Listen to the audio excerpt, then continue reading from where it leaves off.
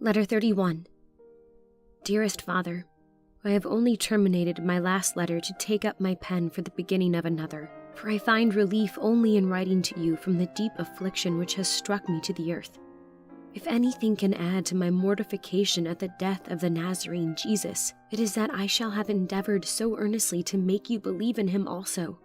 Oh, I shall never have confidence in a human being again, and the more lovely, the more holy, the more heavenly the character of anyone, the wiser and purer their teachings, the more distrustful shall I be of them. But I will turn from these painful thoughts, and as I promised in my last, will give you an account of what passed at his trial. It is now the morning following the crucifixion, and I am calmer than I was yesterday, and will be able to write with more coherency. 24 hours have passed since he was nailed to the cross. His followers have been, since his arrest, hunted like wild beasts of the wilderness.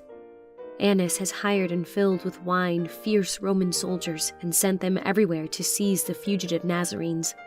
John was especially sought out, and the emissaries of Annas came at midnight last night to the house to take him, but we assisted him in making his escape by means of the subterranean passage that leads from the dwelling of Rabbi Amos to the catacombs beneath the temple.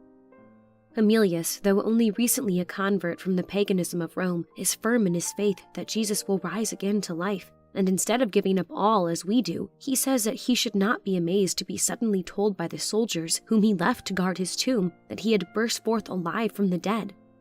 But I have forgotten that I am to narrate to you, dear Father, the particulars of his accusation, trial, and condemnation.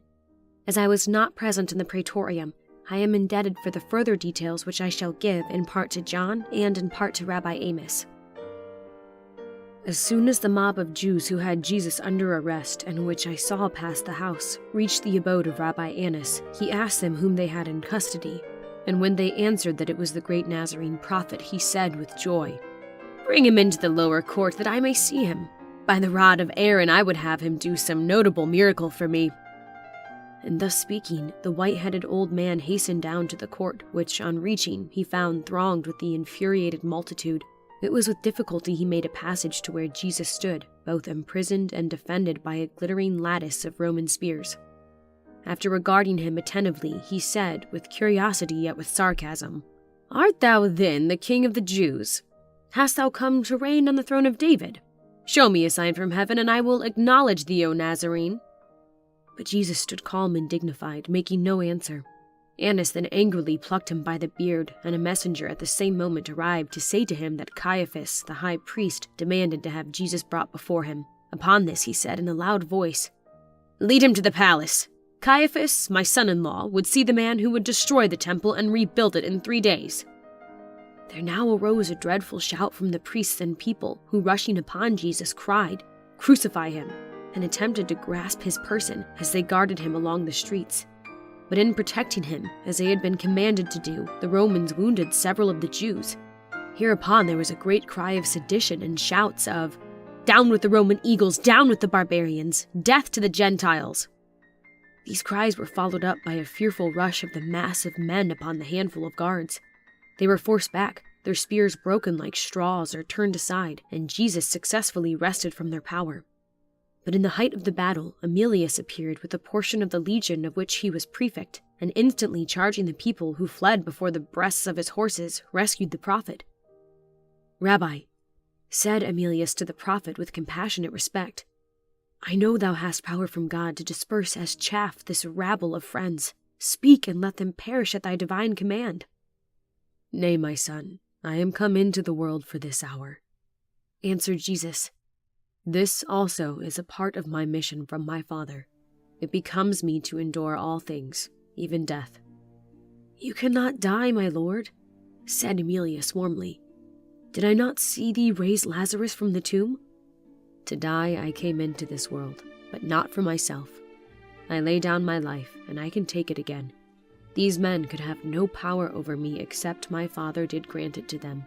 And what my Father willeth I will also. Seek not, my son, to deliver me." These words passed between them beneath the portico as Emilius was loosing the sharp cords from the bleeding wrists of the youthful prophet. "To Caiaphas! To Caiaphas!" now cried the multitude, who had been for a moment awed by the bold charge of the Roman horse, but now grew bolder as some men removed the dead and wounded out of sight. To the palace with the blasphemer, for he who calls himself God is by our law to be punished with death. To the high priest with him."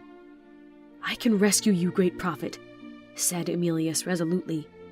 "Give me the word, and you are mounted on my horse and safe in the castle of David." "The high priest has sent for me. He must be obeyed," answered Jesus, and Emilius, surprised at his refusal to escape, reluctantly escorted him to the palace. The windows already glared with torches, and the superb hall of Aaron was alight with 100 flambeaux. Caiaphas was already upon his throne, although it was long past the hour of midnight, an unwonted time for him to sit in the council chamber. But his desire to have Jesus brought before him led him to hold an extraordinary court. A score of the elders and chief priests were standing about him, their dark, eager faces earnestly watching the entrance to get a look at the approaching prophet. As Jesus serenely entered, led by the sorrowful Emilius, Caiaphas bent his tall, gaunt form forward, thrust his neck and huge head in advance, and with keen eyes and sharp, scrutinizing glances, surveyed him whom he jealously looked upon as his foe. The multitude pressing in soon filled the vast hall, and even crowded upon the rostrum, upon which were seated the scribes, elders, and many of the principal priests. The Roman soldiers with clanging steel marched in and arrayed themselves on either side of the high priest's throne, leaving Jesus standing alone before its footstool. Contrasting with the brilliancy of the gorgeous hall and the glittering robes of the priests, surged and heaved and moved below the dark masses of the people in their gray and brown caps and cloaks, for the night was cold and they wore their winter garments. And all this wild ocean of human forms gleamed with 10,000 eyes, flashing like the phosphorescent stars that glitter on the surface of the upheaving sea when the shadow of the storm cloud hangs above it and the winds are about to be unbound to lash it into fury. So seemed this terrible sea of human heads, Jesus the center of their looks and of their hate. He alone of all that countless host, he alone was calm, serene, fearless. Caiaphas now waved his hand with a gesture for silence and addressed Jesus. "So then," he spoke with haughty irony, "thou art Jesus, the far-famed Galilean prophet. Men say thou canst raise the dead. We would fain behold a miracle. Thinkest thou, if we put thee to death presently, thou canst raise thyself?" "Jesus," saith Rabbi Amos, who stood near him and saw all. Jesus remained unmoved. His bearing was marked by a certain divine dignity, while an expression of holy resignation sat upon his features. He looked like peace incarnate in the form of man. A soft influence seemed to flow from his presence, producing a universal but momentary emotion of sympathy. Caiaphas perceived it and cried in his harsh, stern voice, "You have brought this man before me, men of Jerusalem. Of what do you accuse him? Let those who have accusations come forward and make them. He is a Jew and shall have justice by our laws." "Ye Jews have no power to try a man for his life, most noble Caiaphas," said Emilius. "The lives of all your nation are in the hand of Caesar and of his tribunals. You can put no man to death."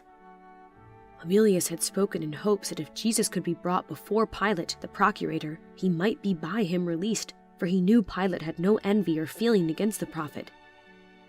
"Thou sayest well, noble Roman," answered Caiaphas.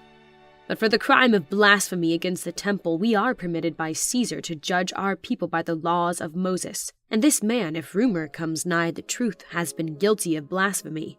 But we will hear the witnesses." Hereupon several of the chief priests and scribes who had been going in and out among the crowd brought forward certain men whose very aspect showed them to be of the baser sort. One of these men testified that he had heard Jesus say that he would destroy the temple and could again in 3 days rebuild it more magnificently than it was in the days of Solomon the Mighty. Upon this testimony all the priests shouted, "Blasphemer!" and called for Jesus to be stoned to death. A second witness was now produced by Abijah, the most passionate of the scribes, who testified that Jesus had taught in Samaria that men would soon no longer worship in the temple, but that the whole earth would be a temple for Jews and Gentiles. This was no sooner heard than some of the men gnashed at Jesus with their teeth, and but for the gestures and loud voice of the high priest, they would have made an attempt to get him into their power. A third witness, a man who had been notorious for his crimes, now came up. He carried on his wrist a cock with steel gaffs upon the spurs, as if he had just been brought up from the cockpit to bear testimony, for such were the sort of fellows suborned by the priests. He testified that Jesus said that the day would soon come when not one stone should be left upon another of the temple, that he had called it a den of thieves, the priests blind guides and deceivers, the scribes foxes, and the Pharisees hypocrites. But the fourth and fifth witnesses contradicted each other, as also did others. Such opposite testimony perplexed and irritated Caiaphas and confounded the chief priests and scribes. The high priest now began to perceive that Jesus would have to be released for want of testimony against him. "What? Galilean and blasphemer of God and his temple, answerest thou nothing?" cried the high priest. "Hearest thou not what these witness against thee?" But Jesus remained silent. Caiaphas was about to break the silence by some fierce words when a voice was overheard the other side of the columns, on the left of the throne, where was a fireplace in which was burning a large fire, about which stood many persons. Rabbi Amos at once recognized in the violent speaker Peter, who had come in with him and John, the latter of whom, in the disguise of a priest, stood not far from Jesus, gazing tenderly upon him and listening with the most painful interest to all that they testified against him. But Peter stood farther off by the fire, yet not less eagerly attending to all that passed. "Thou art one of the Nazarene's followers," cried the voice of a maid who brought wood to feed the fire. "Thou needest not to deny it. I am of Galilee, and knew thee when thou wert a fisherman. Seize him, for he is one of them." "Woman, I swear by the altar and ark of God and by the sacred tables, I know not the fellow. I never saw Galilee." "Thy speech betrayeth thee now thou hast spoken," cried the woman. "Thou art a Galilean, and thy name is Simon Bar-Jonah. I know thee well, and how 3 years ago you and your brother Andrew left your nets to follow this Nazarene. May the thunders of Horeb and the curse of Jehovah follow me, if what thou sayest be true, woman. Thou mistakest me for some other man. I swear to you by the head of my father, men and brethren, that I never saw his face before. I know not the man." As he spoke, said John, he cast his angry looks toward the place where Jesus stood. He caught his master's eyes bent upon him with a tender and reproving gaze, so full of sorrowing compassion, mingled with forgiveness, that I saw Peter start as if smitten with lightning. He then pressed his 2 hands to his face, and uttering a cry of anguish and despair that made the high priest look, and which went to every heart, he rushed out by the open door into the darkness and disappeared. As he did so, the cock, which was held tied upon the wrist of the third witness, crowed twice in a loud tone. I then remembered the words of Jesus to Peter, spoken but 12 hours before. "This night, even before the cock crow the first watch of the morning, thou shalt thrice deny that thou knowest me." Upon this, added John, my confidence in my master came back full and strong, and I felt that he could not be harmed, for he foreknew all things that could happen to him, and would yet escape death. At length, after great excitement and dissension among the elders, chief priests and scribes, Caiaphas placed Jesus before their great council at their demand. Their hall adjoined his own. Here they, as well as Caiaphas, questioned him closely and said, "Art thou the Christ, the Son of the Blessed? I adjure thee, by the living God, tell us plainly." Jesus then elevated his princely form, and bending his eyes upon the face of the high priest with a look so brightly celestial that Caiaphas involuntarily dropped his eyelids to the ground, answered and said, "Ye have said that which I am." The expression of his countenance, says John, seemed to shine as he had seen it in the mount when he was transfigured before him. "Men of Israel and Judah, ye hear his words," cried the high priest, rending down the blue lace from his ephod. "Hear ye his blasphemy? What think ye? Need we any further witness than his own mouth?" "He is guilty of death," cried Abner in a hoarse voice, his eyes, red with being up all the night, glaring like a leopard's, and advancing to where Jesus stood bound and bleeding, he spat in his face thrice. This was followed by a loud outcry for his death, and several vile fellows also spat upon him and pulled him by the beard. "Is this Jewish justice?"